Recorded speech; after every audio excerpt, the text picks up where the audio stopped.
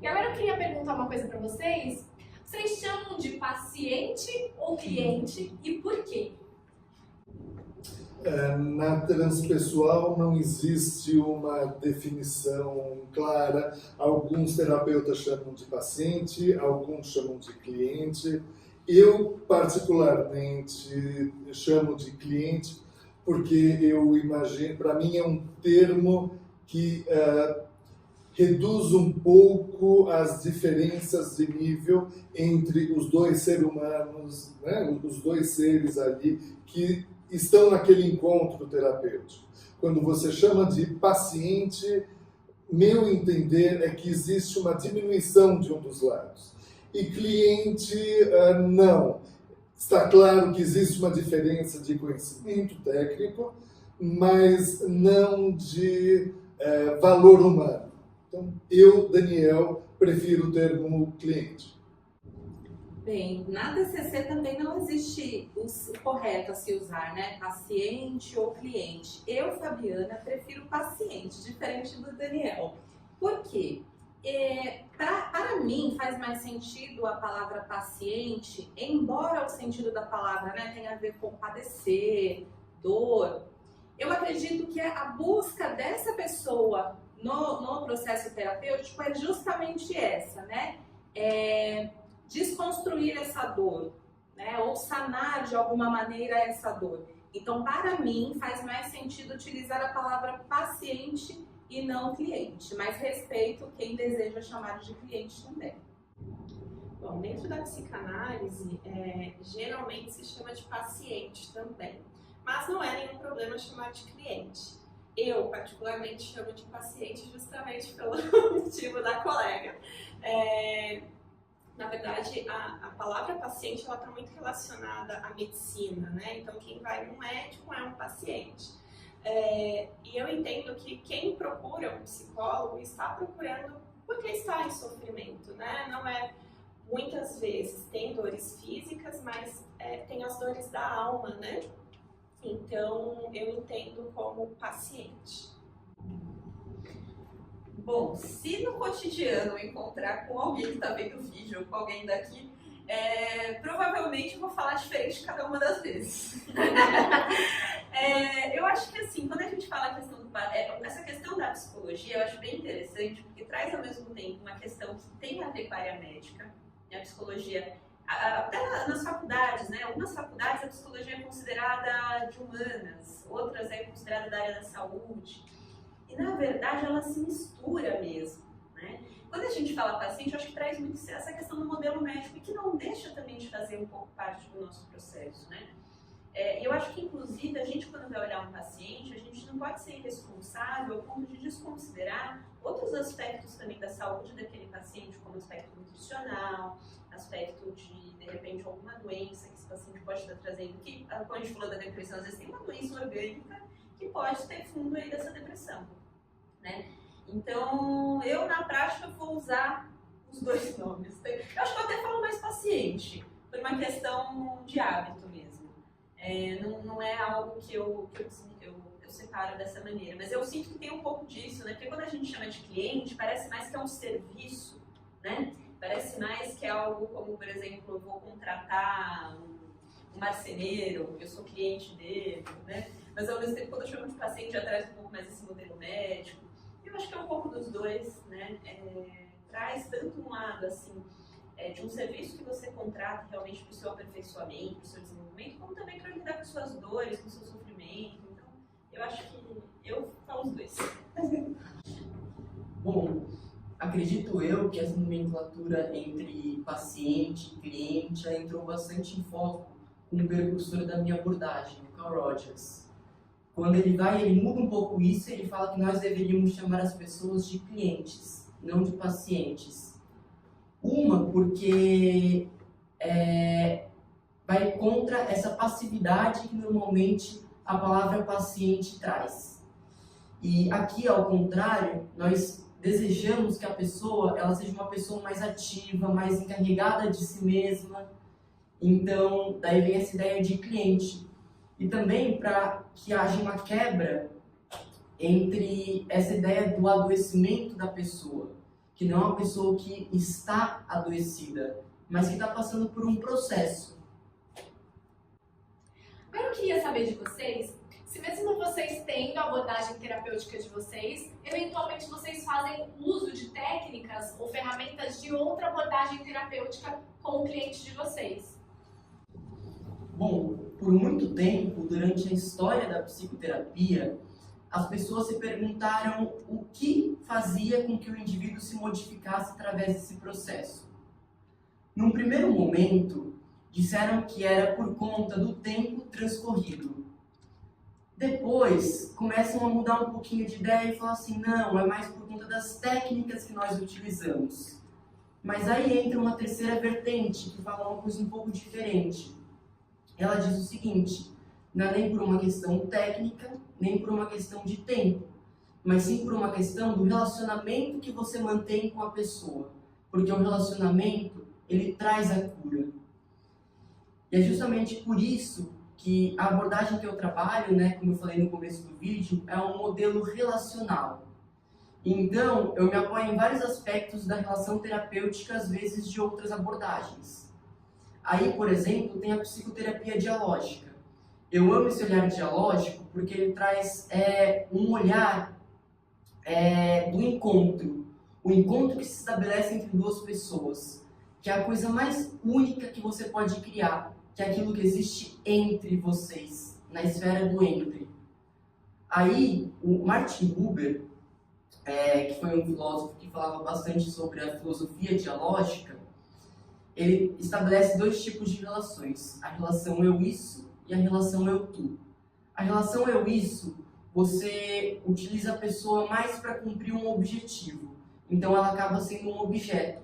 E é um relacionamento que é muito usual no nosso cotidiano. Por exemplo, se eu vou na padaria, vai ser esse tipo de relacionamento que eu vou estabelecer com o padeiro. Eu preciso de uma finalidade, que é que ele me entregue o pão, então eu preciso dele para isso. Agora ele fala sobre um outro tipo de relacionamento também, Martin Buber, que é o relacionamento eu-tu. E esse relacionamento é um relacionamento genuíno que você mantém com a outra pessoa, onde ambos podem ser eles mesmos e podem crescer a partir disso. É você estar com a outra pessoa. E assim, eu não vejo nenhum impedimento sobre também não deixar de usar nenhuma técnica de outra abordagem.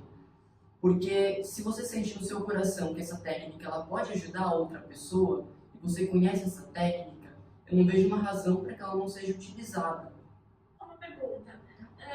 Num relacionamento abusivo, seria uma relação mais eu-tu ou eu-isso?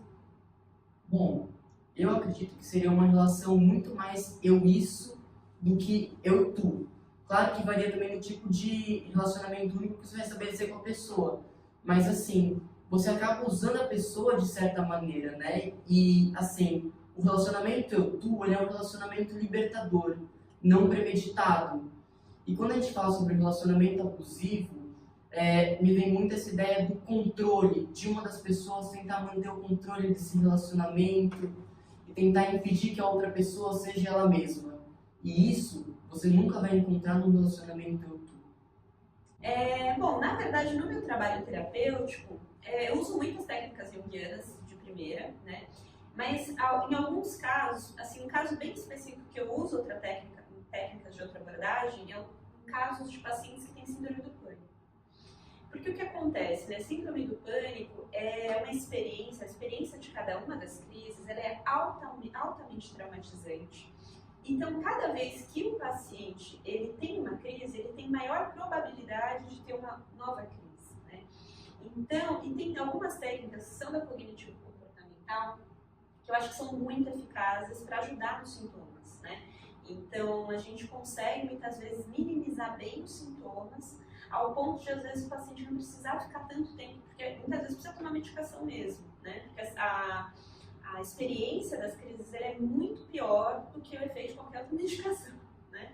Porque ela faz com que a gente fique traumatizado pela experiência e com mais medo de que essa experiência se repita, o que acaba ocasionando realmente que essa experiência aconteça novamente.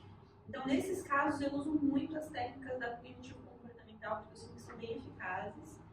E aí, em conjunto, não deixo de usar as técnicas junguianas para a gente aprofundar, entender quais são esses conteúdos que estão ali por trás, essa experiência da crise, qual o momento da vida daquela pessoa em que as crises começaram a aparecer, enfim. Vou fazer um aprofundamento, mas eu uso muito essas técnicas porque acho que são bem eficazes e ajudam porque o paciente muitas vezes não tem que tomar remédio, não tem que tomar prolongado. Bom, dentro da psicanálise, eu utilizo sim as técnicas winnicottianas, mas dependendo do caso, da gravidade da situação, é necessário sim nós sermos flexíveis a incluir aí novas ferramentas de trabalho que talvez sejam de outras teorias, né, de outras bases. Então, em alguns casos, eu utilizo também as técnicas da terapia comportamental. Isso é bastante efetivo dentro de algumas situações, e sou super aberta a isso. Claro que se a pessoa não está se identificando com a terapia como um todo, né, com as técnicas analíticas, talvez seja interessante direcionar para um psicólogo da abordagem específica. Mas, a princípio, eu utilizo sim as técnicas de outras abordagens. Eu acredito que a gente tem que estar sempre aberto, né, para esse tipo de entendimento, ter essa sensibilidade. Claro que eu vou utilizar as técnicas do TCC e vou utilizar também outros recursos para isso, né? Porque o que a gente tem que ter em mente sempre é o paciente, a sua demanda, né? E não ficar focado apenas nas técnicas que a gente tem na nossa teoria e desconsiderar todo o restante. Psicodrama faz muito sentido no consultório, né? O roleplay, cadeira vazia, para alguns pacientes trazem assim uma noção de que, nossa, que bom que isso me foi apresentado. Então eu fico até grata quando eu trago novas ferramentas, né? Algumas técnicas que não são do meu cotidiano, não são da minha base teórica, mas eu percebo que há sim uma melhora, faz sentido para o paciente. Então acho que a gente tem que sim ter essa sensibilidade, né? Do que faz sentido e o que vai atingir a demanda, aquele foco que a gente deseja para aquela situação. Então eu tenho que sim estar aberta. E eu fico feliz quando eu também encontro outros profissionais, outros psicólogos que também têm esse entendimento, porque o nosso foco sempre vai ser com olhar no paciente ou no cliente. Acho que todos nós estamos bastante de acordo, né, com a questão da importância de se utilizar a ferramenta, né, a técnica que for mais apropriada para aquela questão específica, para aquele paciente. Na transpessoal, o ser humano tem muitas dimensões diferentes.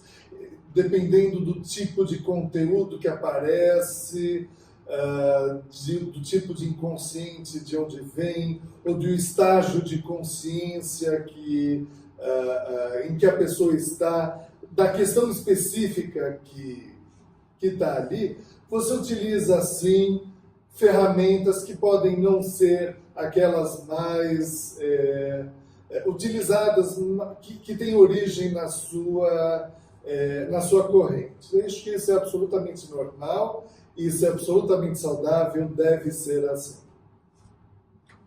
Agora eu queria saber de vocês o que o paciente ou cliente deve esperar da consulta com vocês, né? Dentro da abordagem de vocês, claro.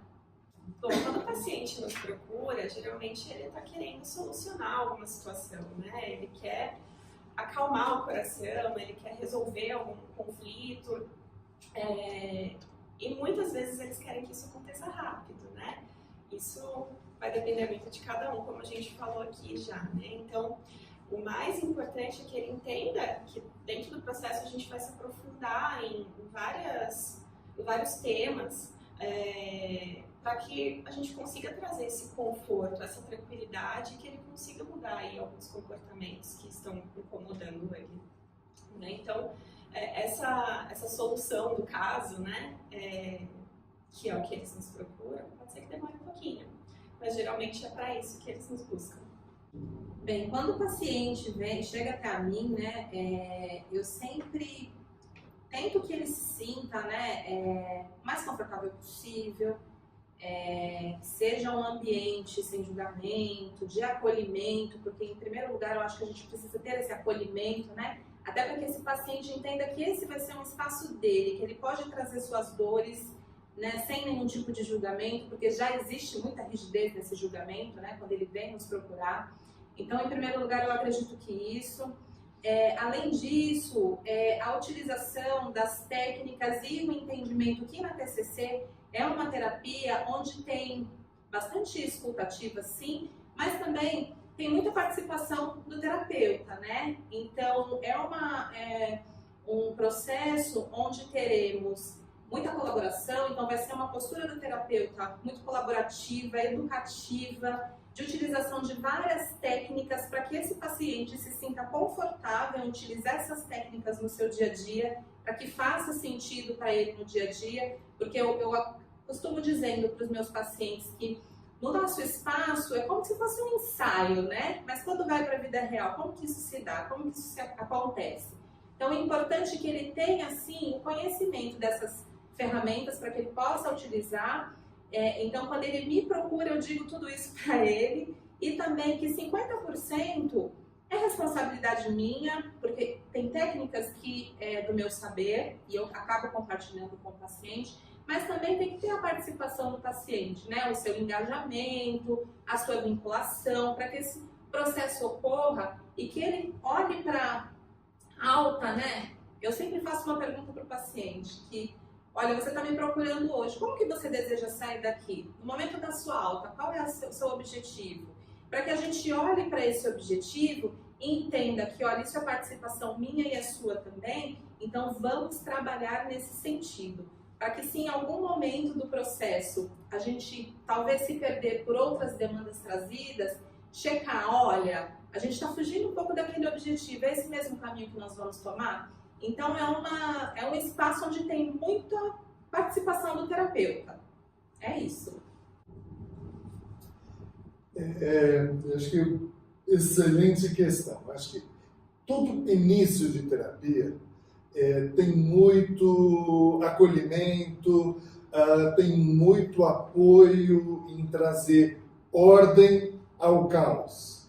Quer dizer, existe um balanço ideal entre ordem e caos na nossa vida e com enorme frequência a pessoa chega com muito caos na sua vida. Então, dá esse apoio para trazer, explicar, trazer alguma ordem aí é bastante importante. Isso dura algumas sessões, talvez, a pessoa começa a entender o que está acontecendo. E aí começa o verdadeiro trabalho de evolução, de desenvolvimento. E aí, o que você pode esperar da terapia é muito trabalho. Porque, sim, uma parte importante, relevante é do terapeuta, que traz técnica, mas eu diria que a parte mais importante é de cada um dos clientes e cada um daqueles que procuram o terapeuta.